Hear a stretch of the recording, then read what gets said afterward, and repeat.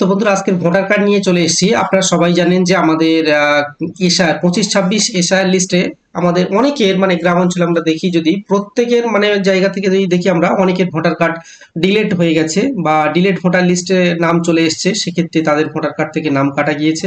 বা এই স্বার্থে মানে এই এদের সাথে আপনার যদি বলি যে যে সমস্ত বাড়ির ছেলেরা মেয়েরা আছেন বা আপনারা হয়তো চাচ্ছেন যে আবার নতুন করে অনেকে ভোটার কার্ড অ্যাপ্লাই করবেন, আমি সবারই ক্ষেত্রে বলছি।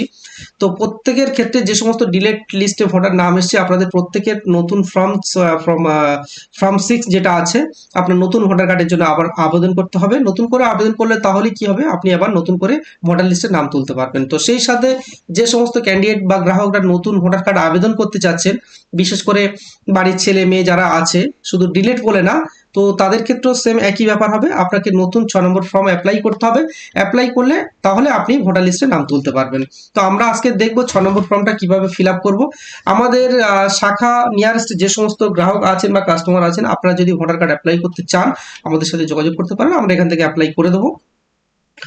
তো এইটা এবার আমরা দেখে নেবো যে আমরা 6 নম্বর ফর্মটা কিভাবে ফিল আপ করবো। তো 6 নম্বর ফর্মটা এখানে আমি তো আগেই বলেছি, এনভিএসপি পোর্টালে গিয়ে আপনার সিটিজেন সার্ভিস পোর্টালটা লগ ইন করতে হবে। তো প্রত্যেকের মোবাইল নাম্বার দিয়ে লগ ইন করবেন, করে নিয়ে এই যে পোর্টালটা আছে এর হোম পেজটা ওপেন হয়ে যাবে। ওপেন হয়ে যাওয়ার পরে আপনারা এখানে বিভিন্ন রকম দেখতে পারবেন। তো এতগুলো বোঝানো সম্ভব নয় একটা ভিডিওতে, আমি সরাসরি চলে যাব ফর্ম 6-এ, 6 নম্বর ফর্ম, অর্থাৎ যেটা আমার নতুন ফর্মের জন্য, নতুন ভোটার লিস্টের জন্য, ভোটার কার্ডের জন্য আবেদন হবে। তো 6 নম্বর ফর্মে আমি ক্লিক করব। করার পরে এখানে দেখতে পাবেন 12টা স্টেপে আপনাকে এই ফর্মটা কমপ্লিট করতে হবে। 12টা স্টেপে কমপ্লিট হওয়ার পরে শেষে গিয়ে আপনার আধার ওটিপি বাইপাস করে ই সাইন ভেরিফাই করে আপনার কমপ্লিট ভোটার কার্ড ফর্মটাকে ফিল আপ করতে হবে। তো শেষে কি করতে হবে সেটাও আমি জানিয়ে দেবো। তো প্রথমে আমি আসি। প্রথমে আপনার স্টেপটা রয়েছে, প্রথম স্টেপে আছে আপনার স্টেটটা আপনি এখান থেকে সিলেক্ট করে নেবেন। স্টেটটা সিলেক্ট করার পরে আপনার আসছে কি, ডিস্ট্রিক্ট, অর্থাৎ আপনি কোন ডিস্ট্রিক্টে বসবাস করছেন, তো সেটা এখান থেকে দেবেন। দেওয়ার পরে এবার আসছে আপনার বিধানসভা, অর্থাৎ আপনি কোন বিধানসভার আন্ডারে বসবাস করেন, কোথায়, মানে অ্যাকচুয়ালি আমার যেটা বলা হয় ব্লকের আন্ডারে যেটা বলা হয়। তো বিধানসভা, আপনি কোন বিধানসভার আন্ডারে বসবাস করছেন, সেই বিধানসভাটা এখান থেকে চুজ করে নেবেন। নেওয়ার পরে আবার নেক্সট অপশনে যখন ক্লিক করবেন, অটোমেটিক্যালি একটা করে দেখতে পাচ্ছেন এখানে বি অপশন চলে এসছে, একটা করে অপশন এখান থেকে চেঞ্জ হয়ে আসবে। যখন আপনি একটা করে স্টেপ পূরণ করবেন, অটোমেটিক্যালি নেক্সট অপশনে ক্লিক করলে পরেরটা আবার চলে আসবে। তো এখানে চলে আসছে কি, আপনার এখানে চলে আসছে ফার্স্ট আপনার নাম, তারপরে আসছে আপনার শার্ট নেম তো এখানে আসছে। এখানে আসছে আপনার নিচে বাংলা। এখানে নিচে যখন আপনি অটোমেটিক্যালি উপরে ইংরেজিতে টাইপ করবেন, আপনার নিচে অটোমেটিক্যালি বাংলা চলে আসবে। যদিও বা কোনো কারণে আপনার বাংলা না আসে, তাহলে কি করতে হবে, এখানে পাশে যে কিবোর্ডের চিহ্নটা রয়েছে, এই চিহ্নতে কিবোর্ডে ক্লিক করে আপনার বাংলাটা সঠিক করে এখানে টাইপ করে দিতে হবে। তো আমাদের ম্যাক্সিমাম ডকুমেন্টের উপরে বাংলা উঠে গেছে, বাংলাটা নেই, যদিও আমাদের ভোটার কার্ডের ক্ষেত্রে বাংলাটা আছে বিশেষ করে। তো এই বাংলাটা যখন আপনি নামটা মিল করবেন, নামটা সঠিক করে টাইপ করে দিয়ে দেবেন। দেওয়ার পরে আসছে আপনার ফটো। এখান থেকে আপনি একটা ফটো চুজ করে নেবেন। আপনার ফটোটা কত সাইজ হবে সেটা এখানে দিয়ে দিয়েছে। সেই ফটোটা নিয়ে এখানে যখন আপলোড করবেন, 2 MBর মধ্যে হতে হবে। এখানে অটোমেটিক্যালি ওর যে সাইজটা নেওয়ার দরকার ও অটোমেটিক নিয়ে নেবে। তো নিয়ে যখন আবার নেক্সট অপশনে ক্লিক করবেন, দেখবেন আপনার নিচে আরেকটা এরকমই একটা অপশন চলে আসবে। এখানে আসছে কি আপনার ফাদার্স নেম, এখানে রিলেশন অ্যাকচুয়ালি বলা হয়, মানে আপনি কার রিলেশনে করছেন। যদি হাজব্যান্ড তার ওয়াইফের জন্য করে, তো সেক্ষেত্রে হাজব্যান্ডের রিলেটেড হিসেবে আপনাকে হাজব্যান্ড ক্লিক করতে হবে। বা কোনো ছেলে যদি করে বা মেয়ে যদি করে, তাহলে সে মানে তার বাবাকে দিয়েও করতে পারে বা মাকে দিয়েও করতে পারে, কোনো সমস্যা নেই। তো সেক্ষেত্রে মায়ের ডকুমেন্ট বা বাবার ডকুমেন্ট সাথে নিয়ে আসতে হবে। বা দেখা যাচ্ছে কোনো হাজব্যান্ড যদি ডিলেটেড লিস্টে পড়ে যায়, তো চাইলে দেখা যাচ্ছে হয়তো ওয়াইফের তার নাম লিস্টে আছে, তো ওয়াইফের ডকুমেন্ট দিয়ে সে চাইলেও করতে পারে। বা অর্থাৎ এখানে লাস্ট আরেকটা দিয়েছে লিগ্যাল গার্জিয়ান, অর্থাৎ বর্তমান আপনার দায়িত্ব এখন কি আছে, আপনি তার আইডেন্টিটি প্রুফ দিয়েও আপনি এখানে করতে পারেন। তো তার আইডেন্টিটি প্রুফ যখন নিয়ে আসবেন, তার এখানে নাম দিতে হবে। আপনি রিলেশনে যাকে নিয়ে আসুন না কেন, তার এখানে নাম দিতে হবে।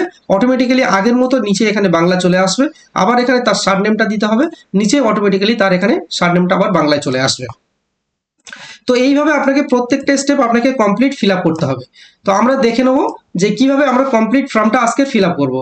এইটার পরে যখন আবার নেক্সট অপশনে ক্লিক করবেন, আবার নিচে চলে আসবে আপনার কন্ট্যাক্ট ডিটেলস। কন্ট্যাক্ট ডিটেলসের মধ্যে আপনি যে মোবাইল নাম্বারটা দিয়ে আধার ওটিপি বাইপাস করে কাজ করবেন, সেই মোবাইলটা সবসময় এখানে দেওয়ার চেষ্টা করবেন। তারপরে ইমেল আইডি আপনি চাইলে দিতে পারেন, এটা নাও দিতে পারেন, তবে ম্যান্ডেটরি এখানে নেই যে দুটোই দিতে হবে। তবে আমি চেষ্টা করে বলবো যে আপনি সবসময়ের জন্য মোবাইল নাম্বারটা দেওয়ার চেষ্টা করবেন, তাহলে পরবর্তীতে আপনি আপনার তথ্যগুলো পাওয়ার ক্ষেত্রে সুবিধা হবে। তো দিয়ে আবার নেক্সট অপশনে যখন ক্লিক করবেন, এখানে আসছে আপনার আধার নাম্বার, আধার ডিটেলস।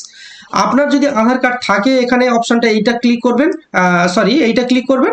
না হলে আপনি যদি আধার কার্ড নাও থাকে তাহলে আপনি এই অপশনটাকে ক্লিক করবেন।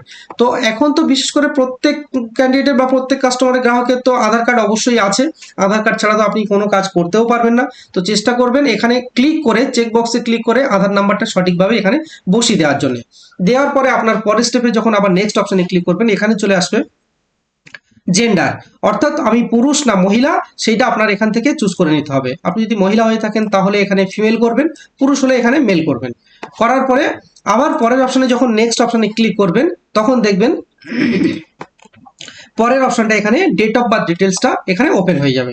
তো এখানে চেষ্টা করবেন সবসময়ের জন্য যে আপনার যে ডেট অফ বার্থটা আছে সবসময় ডেট অফ বার্থটা সঠিক করে এখানে দেওয়ার জন্য। ডেট অফ বার্থ প্রুফ হিসেবে আপনি এখানে অনেক রকম ডকুমেন্ট পেয়ে যাবেন, আধার কার্ড, প্যান কার্ড, জন্ম সার্টিফিকেট সব রকম পেয়ে যাবেন। সেই ডকুমেন্টটা চুজ করে নিয়ে এখানে 2 MBর মধ্যে এই সাইজে চুজ ফাইল করে আপনি পিডিএফটাকে আপলোড করে দিতে পারেন। তো দেওয়ার পরে যখন আবার নেক্সট অপশনে ক্লিক করবেন, আবার দেখবেন পরের যে স্টেপটা আছে আপনার সেটা আবার নিচে আবার চলে আসবে।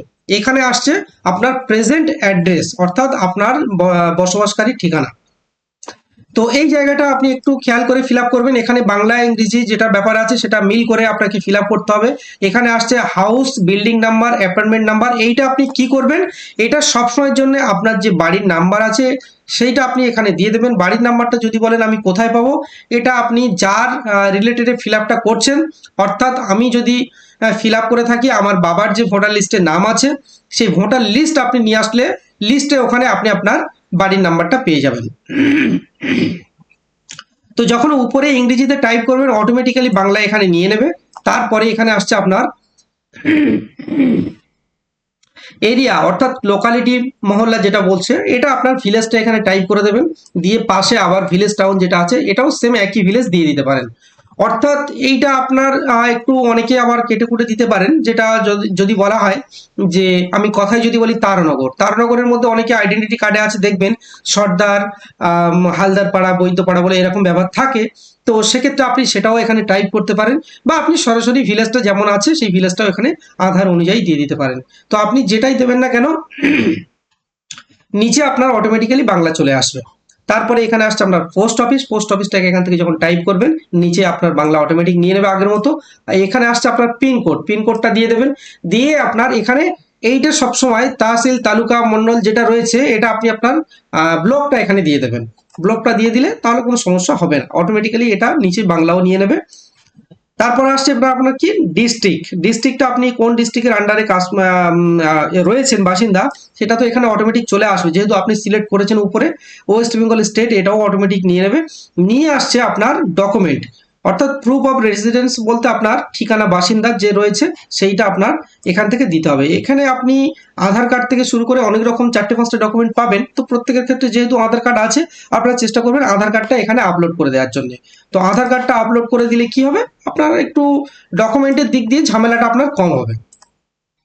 দিয়ে আবার যখন নেক্সট অপশনে ক্লিক করবেন সব আবার নিচে চলে আসবে এখানে আপনার আর ডিসেবিলিটি যেটা বলছে, অর্থাৎ অনেকের ক্ষেত্রে দেখা যাচ্ছে অনেকের ফ্যামিলিতে বাচ্চা কাচ্চা রয়েছে, ছেলে মেয়ে যারা রয়েছে ডিসেবিলিটি বলতে হতে পারে হ্যান্ডিক্যাপ বা দেখাচ্ছে অ্যাবনর্মাল বা এরকম কিছু থাকে অনেকের ক্ষেত্রে। তো সেক্ষেত্রে যদি থাকে আপনার এই অপশনটাকে ইয়েস করতে হবে, করে আপনার কত পার্সেন্টের সার্টিফিকেট আছে সেই সার্টিফিকেটটা এখানে আপলোড করতে হবে। তো এটা একমাত্র তাদেরই জন্য। তো এটা যদি না হয় আপনি এই অপশনটা নেক্সট অপশনে ক্লিক করে ছেড়ে দিয়ে বেরিয়ে যাবেন। এইবার এখানে মেন ব্যাপার আসছে ফ্যামিলি মেম্বার।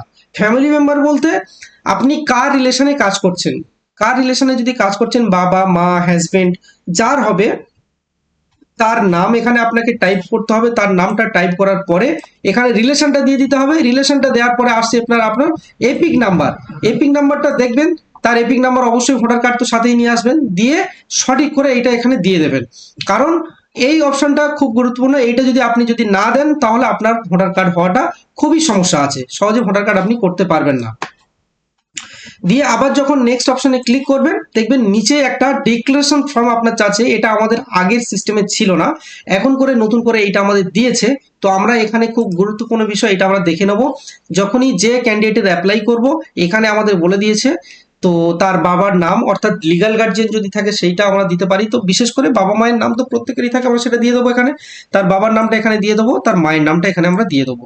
তো অনেকের ক্ষেত্রে আছে তার বাবা মার নাম দেখাচ্ছে 2002 এসআইএল লিস্টে, অনেকের ক্ষেত্রে নেই।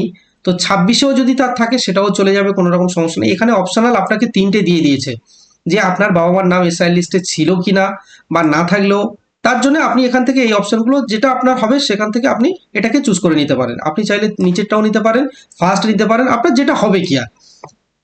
তো এবার আসছে আপনার যখন আবার এইটা কমপ্লিট করার পরে, এটা একটা খুব গুরুত্বপূর্ণ পার্ট, এটা অবশ্যই আপনাকে দিতে হবে।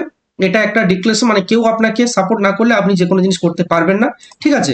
এখন বর্তমান যেটা এসছে, তারপরে আসছে আপনার এখানে ভিলেজ। ভিলেজটা এখানে দিয়ে দেবেন। ভিলেজটা অটোমেটিক্যালি আপনার টাইপ করতে হবে, এটা অটোমেটিক আসবে না। তো এখানে স্টেটটা অটোমেটিক আপনি সিলেক্ট করবেন, স্টেট ওয়েস্ট বেঙ্গল চলে আসবে। ডিস্ট্রিক্টটাও দেখবেন ওখানে ডিস্ট্রিক্ট চলে আসবে। দিয়ে এখানে মান্থ ইয়ার যেটা বলছে এটা আপনার ফ্রম 6 বলতে এবার আপনি এখানে নিচে এখানে যখন ক্লিক করবেন ফিল আপ করতে করতে আসবেন, আপনার লাস্ট কোন মাসে আপনি অ্যাপ্লাই করছেন সেটা ওখানে আপনি পেয়ে যাবেন, সেটা ওখান থেকে দিয়ে দেবেন। দেওয়ার পরে এখানে প্লেসটা টাইপ করবেন, আপনি কোন ভিলেজ থেকে অ্যাপ্লাই করছেন সেই ভিলেজটা এখানে দিয়ে দেবেন। দিয়ে ডেটটা তো অটোমেটিক যে ডেটে অ্যাপ্লাই করছেন চলে আসবে, কোনো রকম সমস্যা নেই।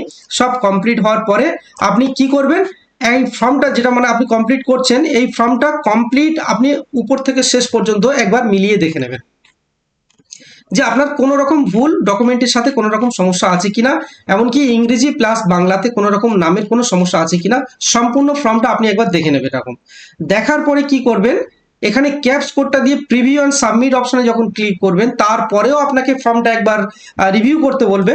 তো সেই ফর্মটা আপনি চাইলে একবার দেখে নিতে পারেন কোনো রকম প্রবলেম আছে কিনা। আমি তার থেকে বলবো আপনি এই ফর্মটা যেটা ফিল আপ করেছেন সেটা একবার ভালো করে দেখে নেবেন। দেখার পরে কি করবেন, কারণ আপনি একটা ভুল করলে একটা ভুল সেটা পরবর্তীতে আপনার ভুলের জায়গায় দাঁড় করিয়ে দেবে।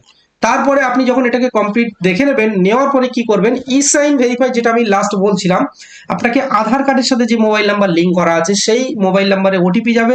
ওটিপি বাইপাস করে আপনাকে সাবমিট করে ই সাইন ভেরিফাইডটা আপনার কমপ্লিট করতে হবে। করলে আপনি ফর্মের পিডিএফটা ডাউনলোড করতে পারবেন। এখানে প্রত্যেক সাইবার ক্যাফে যারা কাজ করছেন আমি তাদের উদ্দেশ্যে একটা কথা বলবো, অনেক সময় আপনি যখন ফর্মটা কাস্টমারের হাতে দিচ্ছেন সেই ফর্মটা ভুল করেও অনেকে হয়তো জমা দিয়ে দেয় অরিজিনালি, বা হয়তো হাতে কাছে থাকে না, একটা সমস্যার মধ্যে তার যে অ্যাপ্লিকেশন নাম্বারটা আছে পায় না।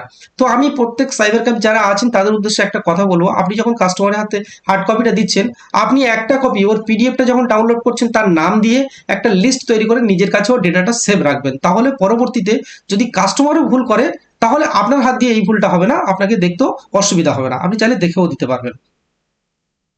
তো বন্ধুরা আজকের এই কমপ্লিট ভোটার কার্ডের ভিডিওটা নিয়ে আপনাদের সামনে আসলাম। যদি ভালো লাগলে একটা লাইক করবেন, শেয়ার করবেন, আর সব থেকে বেশি বেশি একটা রিকোয়েস্ট করবো কি চ্যানেলটা একটু সাবস্ক্রাইব করবেন। আর আমাদের প্রত্যেকটা ভিডিওর নিচে আমাদের যে কাস্টমার রিলেটেড গ্রুপ থাকবে, আপনারা চাইলে সেখানে জয়েন্ট হয়ে থাকতে পারেন। আরো নতুন নতুন আপডেট আপনাদের সামনে আমরা নিয়ে আসবো। তো ভালো থাকবেন বন্ধুরা, সবাই দেখবেন।